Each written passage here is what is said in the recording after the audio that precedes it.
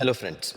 Today, I'm going to tell you a story filled with mystery, suspense, and an ending that will leave you thinking long after it's over. It's not a ghost story, but it's something more powerful. A story that proves how our mind can create our reality and sometimes even decide between life and death. So, listen carefully till the very end. There was once a scientist who was fascinated by the limits of human mind. He believed that the brain could be stronger than any medicine, more dangerous than any weapon, and far more mysterious than anything we understand. For years, one question haunted him: can belief alone decide life or death? And one day, he found a way to test it. He found a man on a death row, a prisoner waiting for execution in the electric chair. The scientist made an offer. Take part in my experiment, he said. You will die peacefully, no shock, no pain, no fear. The prisoner thought for a moment and agreed. He believed he was choosing a calm, painless death. He had no idea. He was about to become a part of one of the strongest experiments ever performed. They brought him into a small laboratory, quiet, cold, bright under a single white light. They tied him to a stretcher so that he could not move suddenly. Then, the scientist made a tiny cut on his wrist, barely through the skin. A metal bowl was placed below his arm.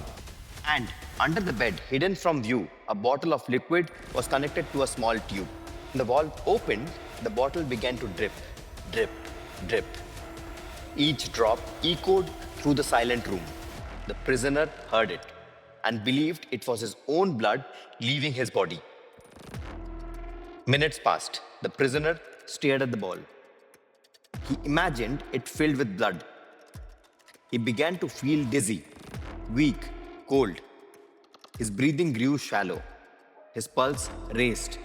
The drops began to slow, and his fear grew stronger. He whispered, I can feel it. I am dying.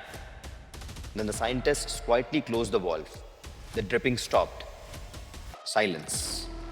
And in that silence, the prisoner's heart stopped too. Not a single drop of blood had been lost. The cut was too small to cause harm. But the man had died, not from the experiment, but from his own belief. His mind believed that he was dying, and the body simply obeyed it. That day, the scientists proved something extraordinary: that mind doesn't just respond to reality, it creates it. So, friends, if you believe you will fail, your mind will help you fail. But if you believe in victory, you have already taken the first step towards it. Because what we think becomes what we live. So remember this: he who thinks of failure has already failed, but he who thinks of victory is already one step ahead. Your greatest power is your mind. Use it wisely. Om Namah Shivaya.